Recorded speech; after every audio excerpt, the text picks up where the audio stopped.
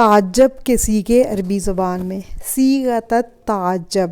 تعجب کے 2 سیغے ہیں۔ جیسے آپ کو پتہ ہے کہ ہر زبان میں تعجب کے اظہار کے لیے، حیرانگی کے وقت یا خوشی کے اظہار کے لیے کچھ مخصوص پیٹرن ہوتا ہے جس پر وہ جملے بولے جاتے ہیں۔ جیسے انگلش میں بھی آپ نے دیکھا ہے جب کوئی بہت حیرانگی کی بات ہو کوئی تو فوراً ہم کہتے ہیں واٹ اے سرپرائز، یا جیسے اردو میں بھی جب کوئی بہت خوشی کی بات ہو یا بہت ہی کوئی حیران کن واقعہ ہو جائے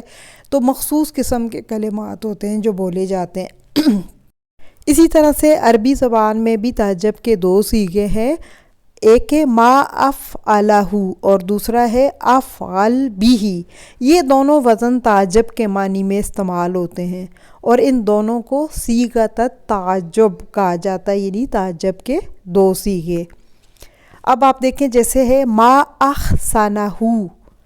واہ کیا خوبصورت ہے، یا احسن بھی، وہ کیا ہی خوبصورت ہے۔ دونوں طرح سے اگر کریں تو مطلب ایک ہی ہے، یعنی ما احسنہ یا احسن بھی، دونوں کا مطلب کیا ہے کہ وہ کتنا خوبصورت ہے، وہ کیا خوبصورت ہے۔ اسی وزن پہ رکھ کے آپ نے کسی بھی ورڈ کو، اس کا اگر آپ کو روٹ پتہ ہے، آپ اس کو اس پہ فٹ کریں گے تو وہ تعجب کا صیغہ بن جائے گا، یعنی حیرت کے وقت، تعجب کے وقت آپ کو اس کو بول سکتے ہیں۔ اسی طرح سے آپ دیکھیں تعجب کے صیغے میں ہو کی ضمیر کی جگہ باقی تمام ضمیریں، اور جیسے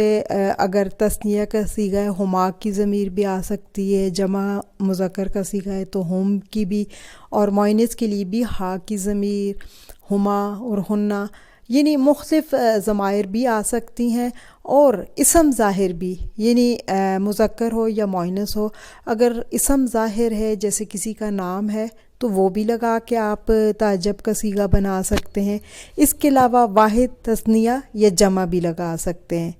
اور ان سب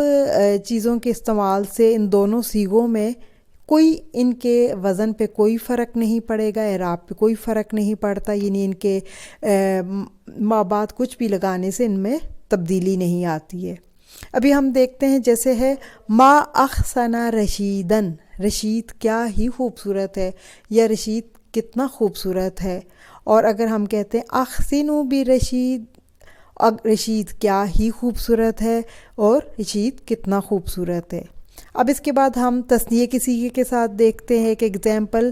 ما اطول الرجلین،